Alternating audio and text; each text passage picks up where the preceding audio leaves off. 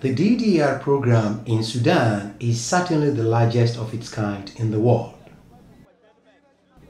It came into being as a key provision of the Comprehensive Peace Agreement signed on 9 January 2005 and marks the end of Africa's longest civil war. Okay, you can stand. The DDR program, though owned and led by the Sudanese government, is supported by the United Nations and other international donors.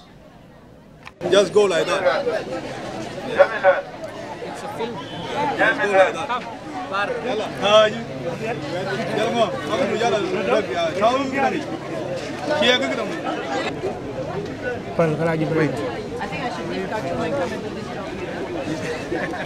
Launched in June 2009, the program's implementation in South Sudan is the responsibility of the Southern Sudan Disarmament, Demobilisation and Reintegration Commission, the SSDDRC.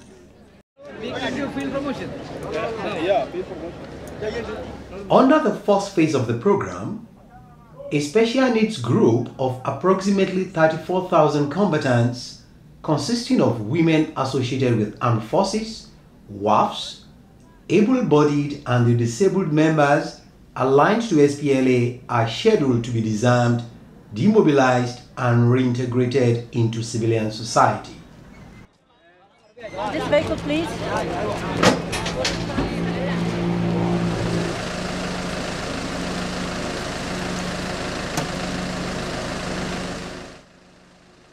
Available statistics show that 50% of the potential Phase 1 DDR candidates have war-related injuries and other health-related problems that may interfere with their social and economic reintegration as civilians. Though the UNDP, responsible for the reintegration component of the program, provides mobility aids to ex-combatants, it also supports the SSDDRC by linking ex-combatants with disabilities to NGOs and other programs which provide needed outreach, prosthetics, orthotics, and physiotherapy support services.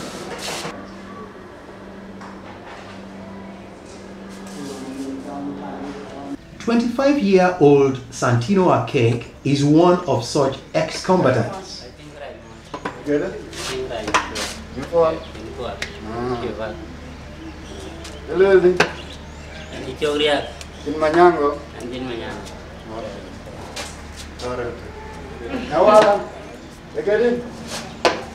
A native of Tonjin, Warab State, he was a private in the SPLA and got amputated at the ICRC hospital in Lokichogio, Kenya in 2002 after having received a gunshot on his right leg during the war.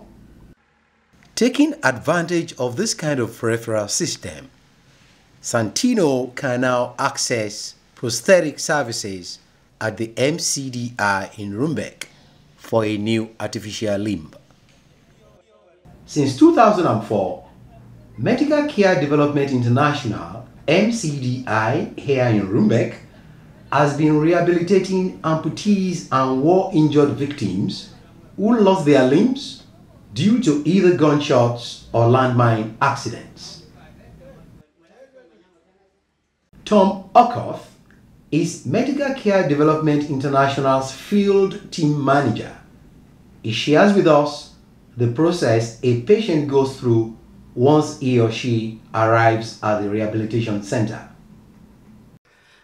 The moment a patient arrives at our center, he is received by the receptionist CAM office manager, and then he calls the physiotherapist to come and see the patient.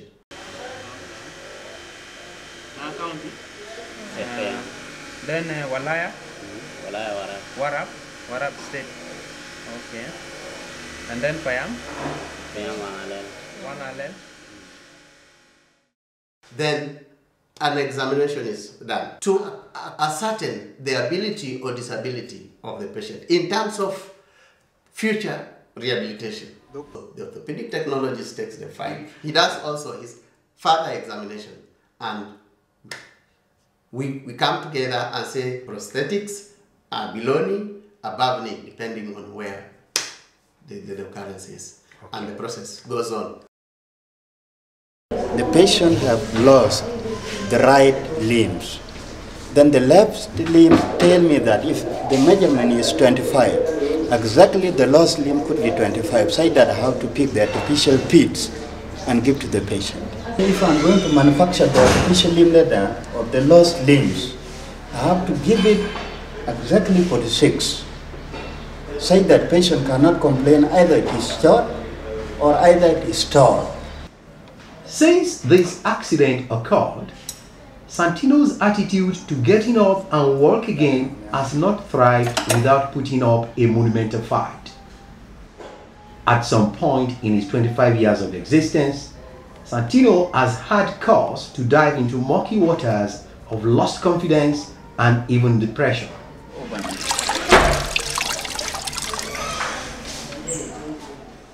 However, he has been able to put aside his pain and focus on his ultimate goal, which is walking again and not minding the curious eyes which look at him as being different. With this negative cast, I'm going to fill it with the plaster powder, then use with water, then I will get the positive cast.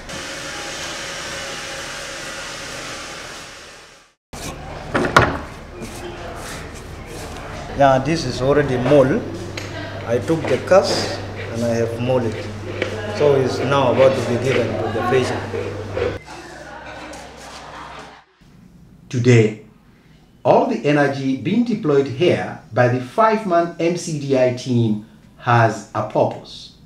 But what is important here is the socket, which must fit the part that is being examined.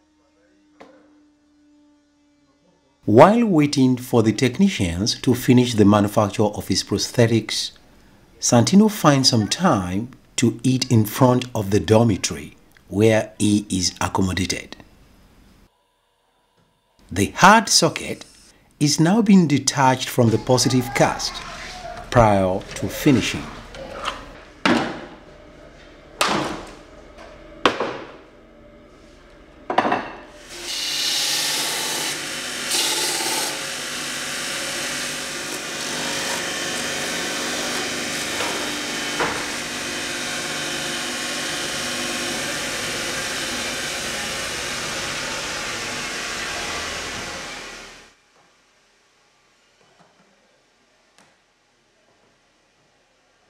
The assembly of the parts concluded, the artificial limb can now be fitted and tested.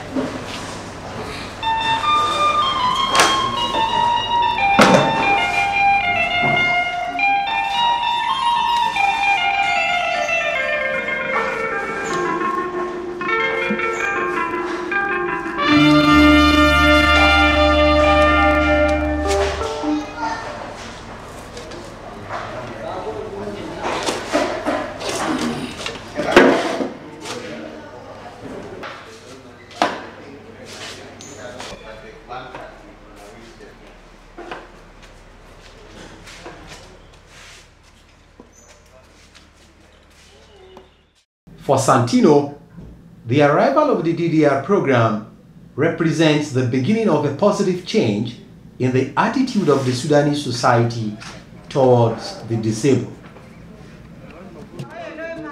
Yan fiedi manasa tijite reran gatin fiedi ayok chichid meden wan achin chichid meden wan rilen gagan mizina za tenen pandan monjang bel kundum laun lakin gan bal won chan bal ya yok an chinnum wa lakin ta won chan bal tin an chinnum ran won chan bal chin kwan chinnum ran won e die den ba te leran ba ko le lota war belinde sef yeben yane nguchro jalo tinen fiedi ngwaraj Kuyengo ba ko inzado.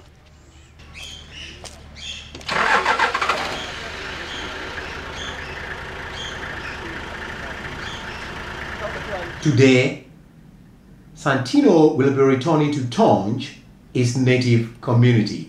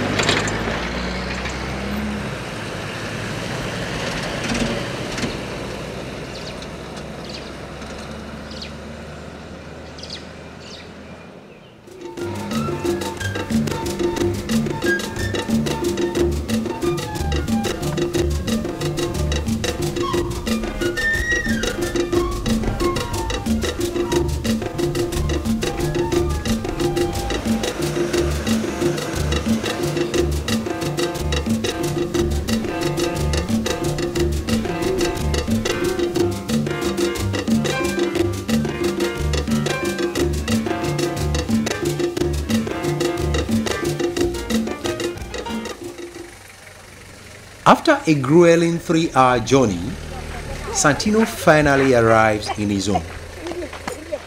Though his wife is absent at the time of his arrival, Santino's mother-in-law and children are happy to see him return anew to Tonj with a difference.